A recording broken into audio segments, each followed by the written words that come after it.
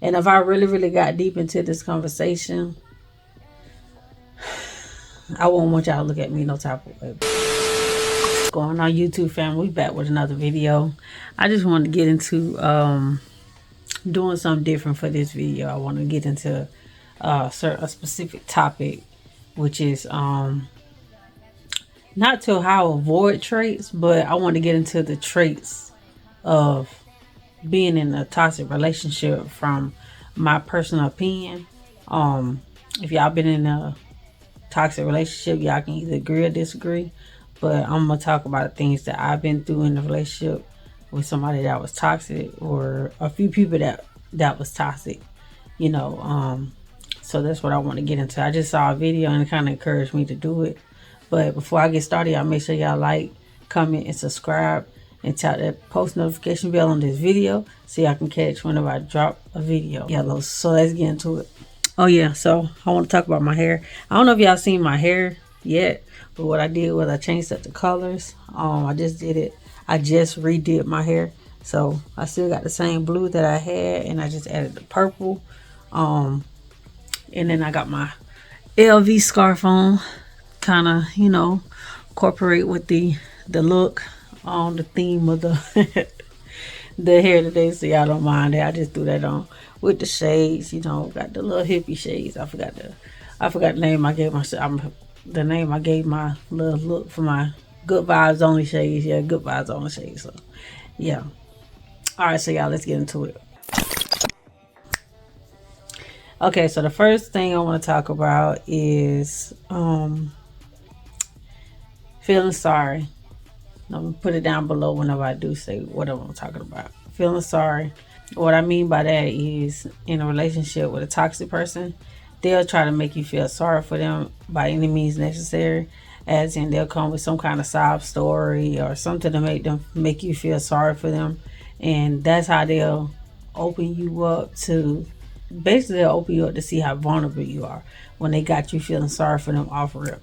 Like, the person that did that to me, they came to me with a story, and it was something that I didn't like at all. I didn't want to hear about it, and it was something that was causing this person to have triggers off what was going on from the past.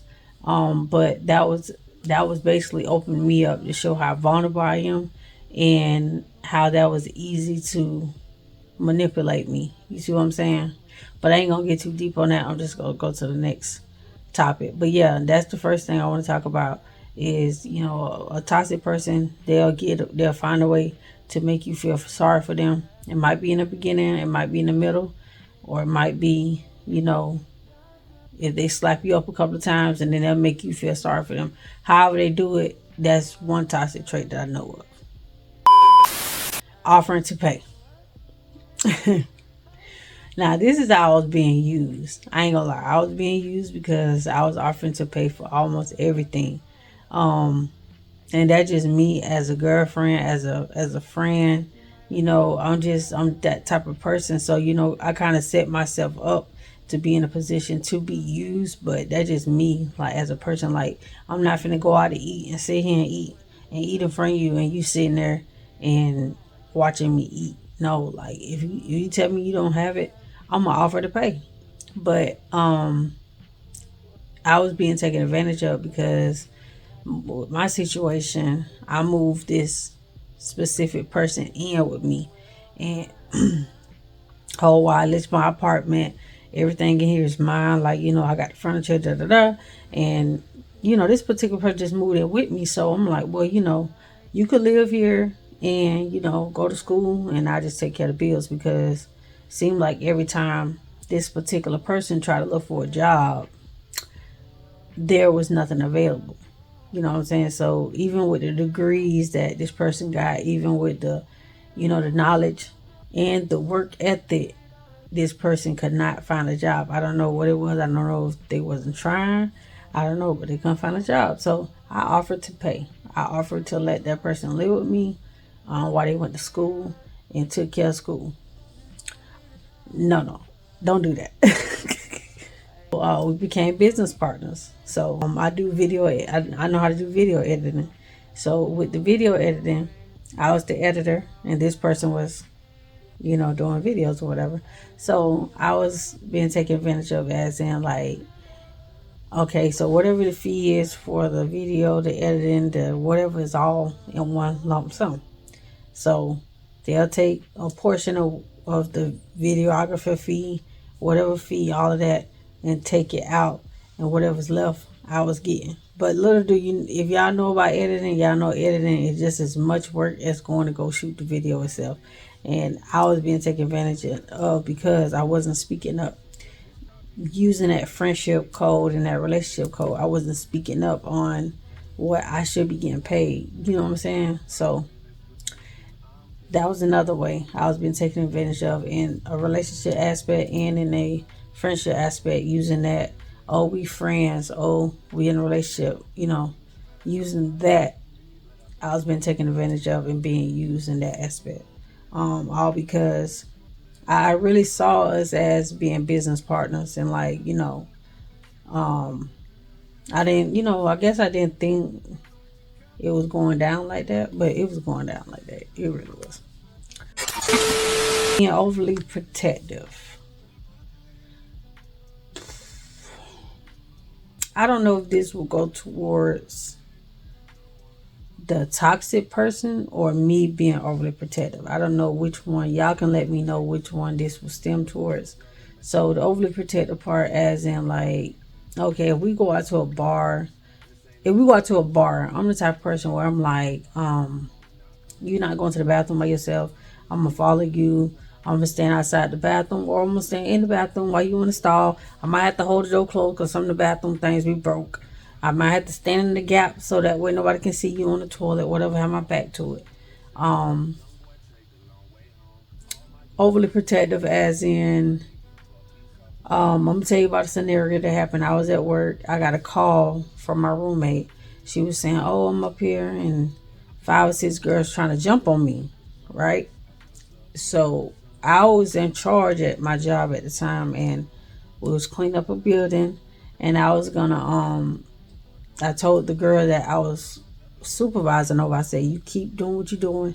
I'm finna take this van and go up here because my friend getting jumped. Mind you, it's after hours, so when I'm in charge, nobody knows what's going on until that vehicle moves. So I really would have gotten in trouble because they would have seen this vehicle go from this building, go way across town to a place where I wasn't supposed to be at, and then I was going to come back. You see what I'm saying? But they would have seen when I left, what time I got over there, how long it took me to come back, all of that.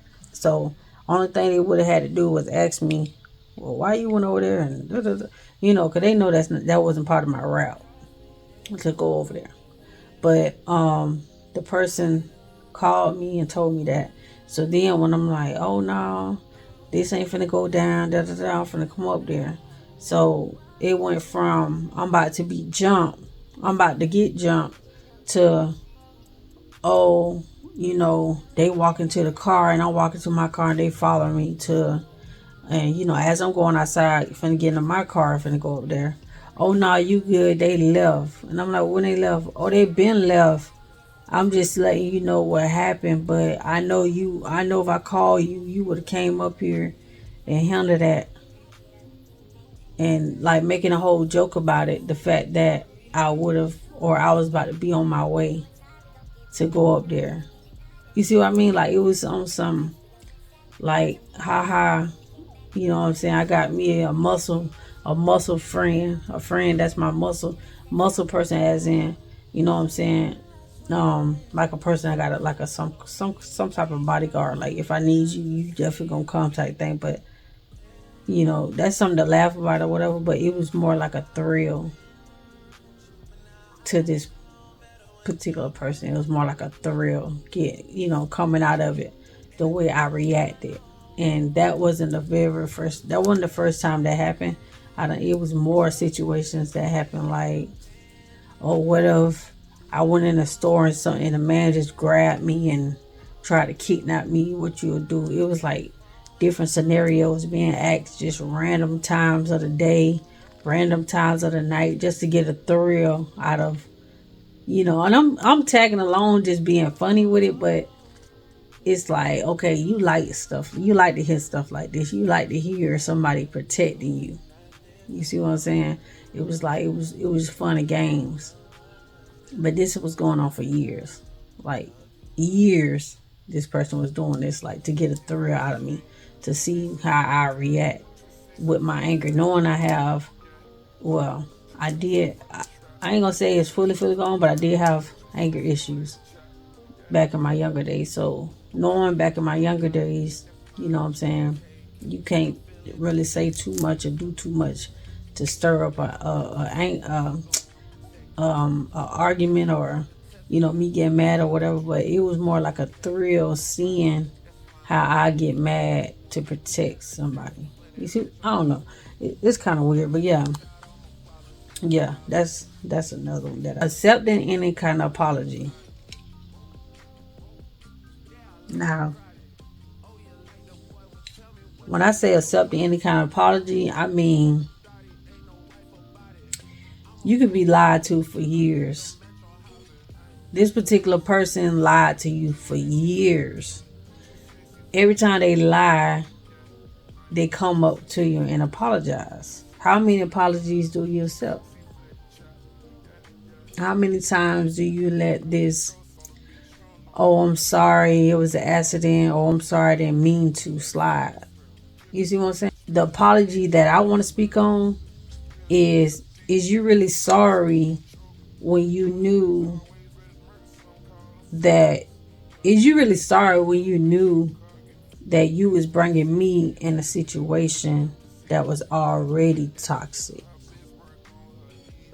Because if you was in a previous relationship and the relationship was rocky and the person is still around and y'all still off and on with each other, why would you bring someone else in to that situation, knowing you still got this back and forth rocky toxic situation over here?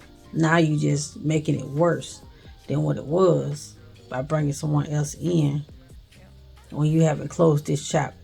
You see what I'm saying? So is that worthy enough to, is that something that you say I'm sorry for? Is that something that apology can be accepted if something like that happened? Because you knew what you was dealing with over here and you wanted to just forget about it, or just, oh well, we just on our break, so let me bring this person in for my pleasure. Then when this person come to their senses and y'all do y'all a thing again, now this person's still here in the middle of that bull. So is it like, do you accept that apology? Because really it wasn't, to me, you knew what you was doing from the beginning. So it's like, how can you apologize for something that you knew it was gonna blow up one day? Like, you know what I'm saying? You can't hide something like that for a long time, especially when you done had this long-term relationship with this person over here and you trying to bring me in and on fresh meat. Nah, I don't know. I don't know. I don't know about that. But yeah, I mean, drop down below if y'all feel like that's, you can apologize. I mean, you can accept somebody's apology that do something like that to you. Because I say all the time, you could have left me where I was. Like, you ain't have to bring me in. You ain't have to. You know what I'm saying? I hate to say it, but sometimes I hate when I meet people that do that. I'm like, you knew what you had going on. Why would you bring me in? Why would you get me involved? You know what I'm saying? Close that book and then start on another book. Don't leave no pages that you ain't even finished reading the book yet. You feel me? And then you gonna bring me in and this confused, toxic whole situation you got going on. Sweeping stuff under the rug. Now, I'm bad about that. And I learned from my mistakes because I was young. I felt like it was easy to do. But the reason why I started doing it was because I started doing it with my family. Like, we'll argue. It'll be a big argument. For example, it'll be a big argument. A person may say, oh, you made me mad. And it won't be no apology. We just go our separate ways. Probably see each other later on that day or whatever, and we back cool again. That's how you sweep the stuff under the rug and act like it never happened. And we act like it never happened. Probably like a month or so down the line, it'll be brought back up. But you know, it just little petty arguments. But I was so used to doing that with family that I took that same habit into a relationship, right? Just so happened to get into a toxic relationship doing the same thing. I was doing the same thing, but I shouldn't have been doing that. I should have been addressing a lot of the mess that I was seeing going on, but I wasn't. You know what I'm saying? And if I really, really got deep into this conversation,